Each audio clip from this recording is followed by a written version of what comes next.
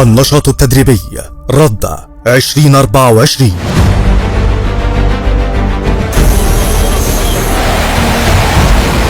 شهد الفريق أول عبد المجيد صقر القائد العام للقوات المسلحة وزير الدفاع والإنتاج الحربي تنفيذ النشاط التدريبي ردة 2024، والذي نفذ بمسرح عمليات البحر المتوسط بالذخيرة الحية بمشاركة الأفرع الرئيسية ومختلف الإدارات التخصصية بالقوات المسلحة، وذلك بحضور الفريق أحمد خليفة رئيس أركان حرب القوات المسلحة وقادة الأفرع الرئيسية وعدد من قادة القوات المسلحة.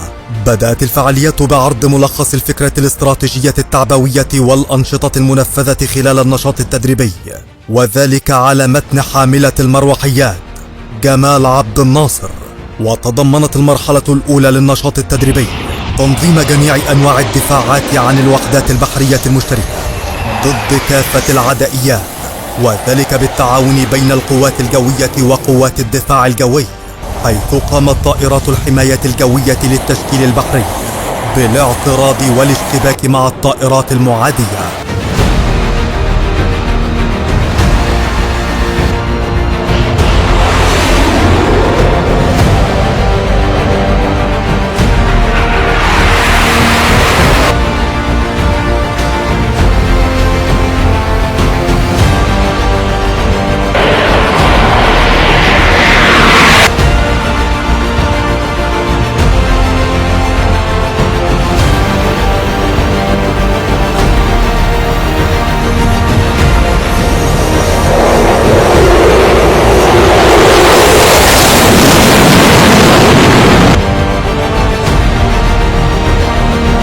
كما قامت عناصر الحرب الكيميائية بإجراءات تطهير الوحدات البحرية وإزالة الآثار الناتجة عن استخدام العدو للأسلحة الكيميائية لتتمكن من استكمال تنفيذ باقي المهام المكلفة بها.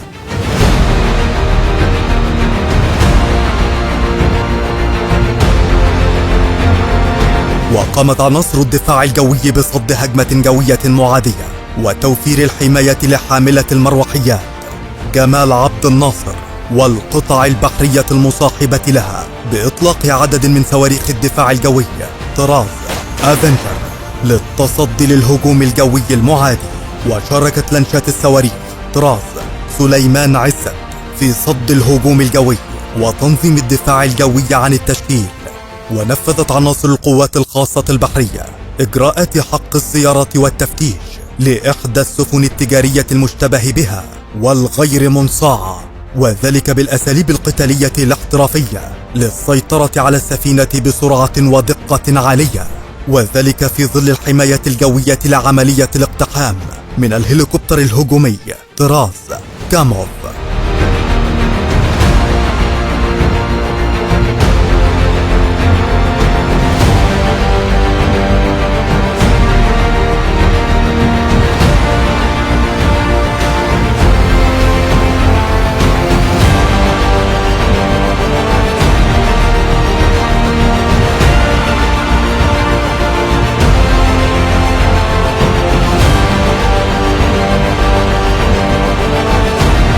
كما نفذت عناصر من القوات الجوية بالتعاون مع الوحدات البحرية أعمال البحث والإنقاذ بالبحر، حيث تم التقاط أحد الأفراد المصابين ونقله بواسطة الطائرة الهيل طراز أغوستا المجهزة طبيا لتلقي العلاج اللازم بالمستشفى الميداني المجهز بغرف العمليات وأحدث الإمكانيات على متن حاملة المروحيات جمال عبد الناصر.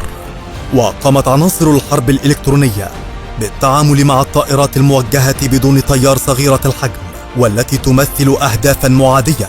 كما نفذت أعمال التأمين الإلكتروني باستخدام الوحدات المحمولة بحرا وجوا لتأمين أعمال قتال الوحدات البحرية. وشملت المرحلة الثانية تدمير أحد الأهداف البحرية المعادية ذات الأهمية الخاصة بإطلاق صواريخ سطح طراز هاربون من إحدى لانشات الصواريخ بالتزامن مع قيام القوات الجوية باستكمال تدمير الهدف من مقاتلات المعاونة الجوية للتشكيل البحري.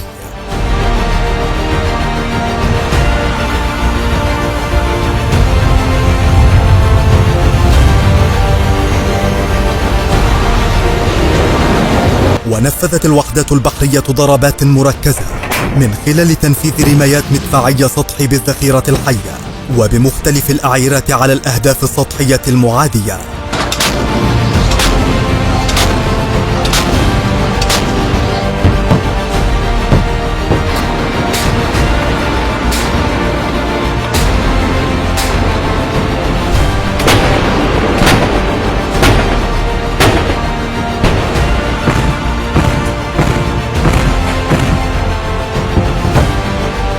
فضلا عن قيام إحدى الغواصات بتنفيذ مهمة الاستطلاع البحري للبحث عن الوحدات البحرية المعادية واكتشافها.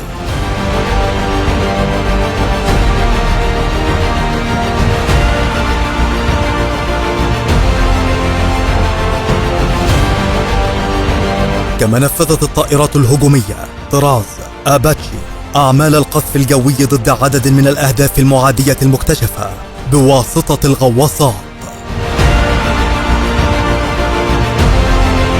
كما تضمنت المرحلة الثالثة تنفيذ التغطية بالصواريخ على هدف حيوي بواسطة الإمكانيات القتالية لأنظمة الدفاع الجوي الحديثة المتمركزة على الساحل، والتي قامت برصد الأهداف الجوية المعادية على مسافات مختلفة والاشتباك معها بواسطة الأنظمة الصاروخية مختلفة الطرازات، والتي نجحت في إصابة جميع الأهداف إصابات مباشرة.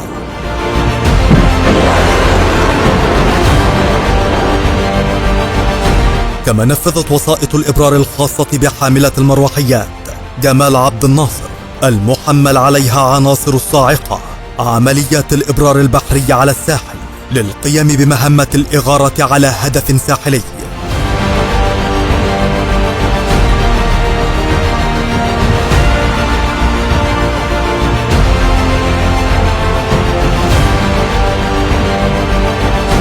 وتمكنت قوات الصاعقة بالتعاون مع قوات المنطقة الشمالية العسكرية من تطهير الساحل من العناصر المعادية والسيطرة عليه.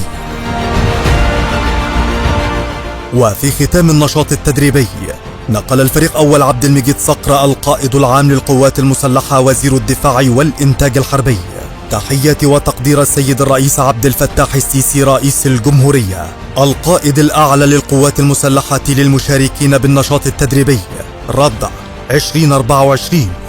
كما أشاد بالأداء المتميز والكفاءة القتالية العالية للقوات المشاركة، والتي أظهرت قدرة وجاهزية رجال القوات المسلحة في حماية مقدرات وثروات مصرنا الغالية على كافة الاتجاهات الاستراتيجية للدولة. دمت يا جيش مصر دعما وسندا لشعبها. النشاط التدريبي ردع 2024.